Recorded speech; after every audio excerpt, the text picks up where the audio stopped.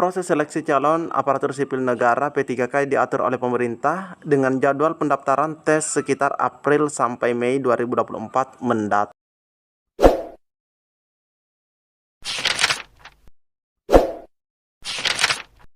Assalamualaikum warahmatullahi wabarakatuh. Di video kali ini admin kembali berbagi informasi buat rekan-rekan semua yang sudah masuk pendataan atau belum, dimana ini disampaikan langsung dari BKN teman-teman ya. Nah, kita sudah berada pada media sosial resmi daripada Badan Kepegawaian Negara. Nah, teman-teman bisa lihat di sini dan kita bisa scroll ke bawah. Nah, kita bisa lihat teman-teman ya, di sini 2 jam yang lalu diinformasikan oleh Badan Kepegawaian Negara ini sebagai salah satu tanda-tanda bahwa seleksi CASN tidak lama lagi. Hai sobat BKN, apakah kalian termasuk? Nah, ini ya dipertanyakan, apakah kalian termasuk dalam pendataan non-ASN yang ada pada database BKN? Yuk simak bagaimana cara mengecek data kalian pada infografis berikut. Nah, ini kita bisa lihat teman-teman ya, bagaimana cara mengecek tenaga non-ASN yang telah masuk database BKN. Pastinya ini hal yang penting teman-teman ya. Nah, kita lihat di sini. Proses pendataan non-ASN sudah selesai dilakukan pada Oktober tahun 2022 yang lalu. Dan saat ini, jadi teman-teman perlu ingat bahwa saat ini belum ada kebijakan lagi untuk melakukan pendataan kembali. Jadi pendataan hanya dilakukan pada Oktober tahun 2022. Jadi kalau teman-teman misalnya pernah ikut pendataan di tahun setelahnya, itu bukan mungkin perintah dari Badan Kepegawaian Negara teman-teman ya. Karena di sini dikatakan bahwa itu pernah dilakukan secara umum se-Indonesia pada Oktober tahun 2022 lalu, dan setelahnya itu tidak pernah melakukan pendataan kembali. Namun di sini teman-teman perlu tahu bahwa silahkan berkoordinasi dengan unit pengelola kepegawaian tempat Anda bekerja saat ini. Jadi teman-teman itu boleh berkoordinasi dengan unit pengelola kepegawaiannya atau instansinya, yaitu misalnya di Biro SDM, BKD atau BKPSDM. Karena kewenangan pendataan non-ASN ada pada instansi masing-masing. Jadi teman-teman silahkan berkoordinasi dengan Biro SDM, BKD dan BKPSDM-nya, apakah sudah ada dalam pendataan atau belum, atau ingin mengecek ya, apakah namanya masih ada atau seperti apa. Ingin mengecek terkait informasi pendataan tersebut.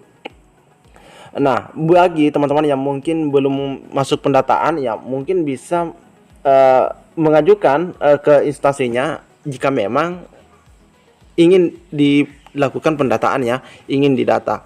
Apakah instansinya atau misalnya BKD-nya atau BKPSDM-nya ingin melakukan pendataan, karena di sini diinformasikan bahwa karena kewenangan pendataan non-ASN ada pada instansi masing-masing. Jadi kalau instansinya mau mendata kembali bagi yang belum terdata, ya silahkan teman-teman ya, karena itu kewenangan mereka. Tapi kalau misalnya tidak, ya tidak jadi masalah juga, teman-teman ya. Jadi teman-teman yang sudah ataupun belum ikut pendataan bisa berkoordinasi dengan Biro SDM, BKD dan BKPSDM-nya. Seperti itu teman-teman ya. Nah, selain daripada informasi pendataan ini, kita juga akan lihat informasi lainnya. Oke, kita coba lanjut ke informasi berikutnya. Nah, di sini kita bisa lihat bersama-sama teman-teman ya, terkait informasi mengenai formalitas dalam seleksi CASN di tahun 2024. Nah, di sini kita lihat, benarkah tes CASN guru P3K 2024 hanya formalitas? Nah, teman-teman, ini dikutip dari media Kompas. Kita bisa scroll, ini 18 Maret.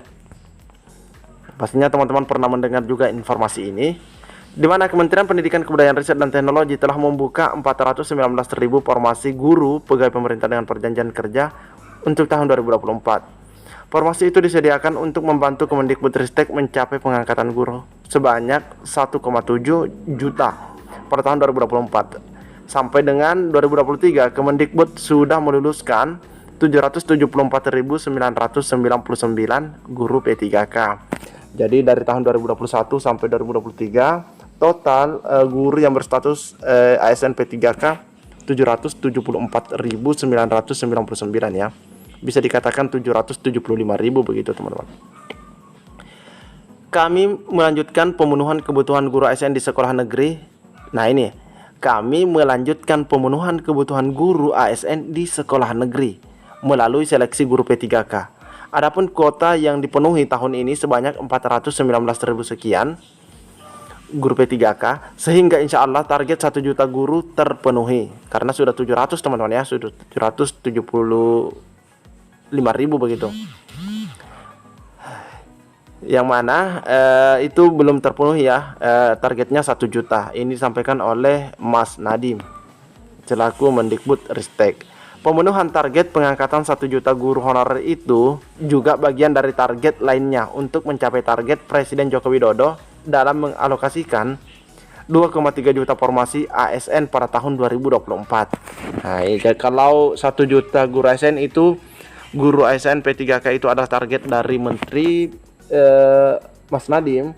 Nah, selanjutnya Pak Jokowi juga ingin mencapai satu target, yaitu adanya ASN P3K sebanyak 2,3 juta ya. Targetnya 2,3 juta pada tahun 2024. Oke, kita lanjut.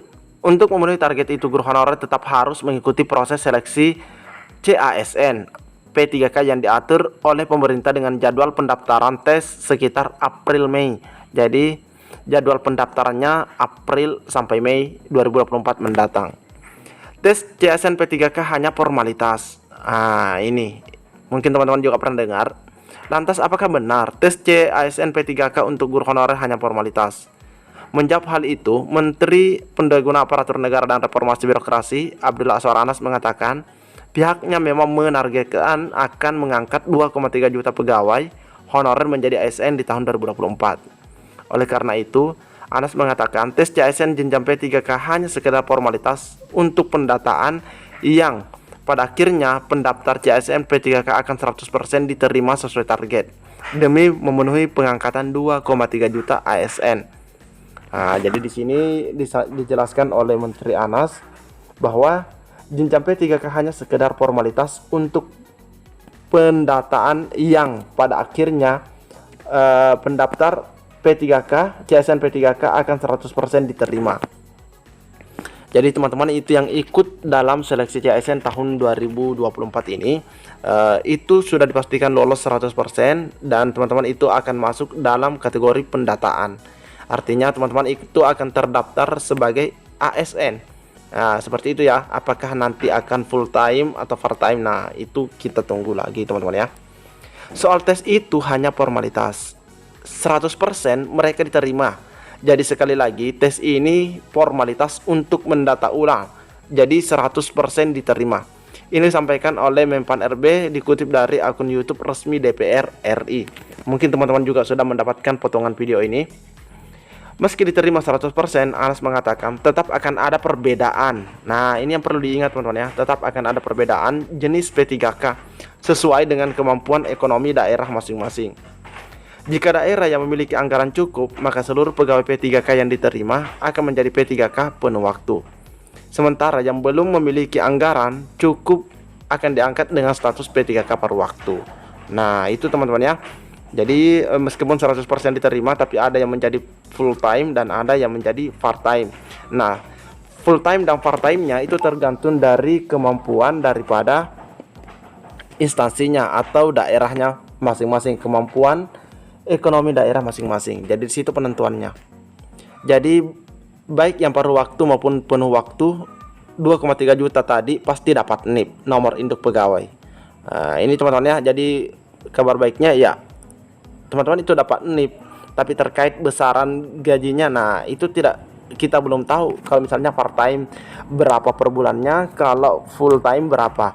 Nah teman-teman ya, jadi teman-teman baiknya selalu menyimak dan memantau channel ini. Admin akan terus berbagi info update buat rekan-rekan semua. Lebih dan kurangnya admin mohon maaf. Assalamualaikum warahmatullahi wabarakatuh.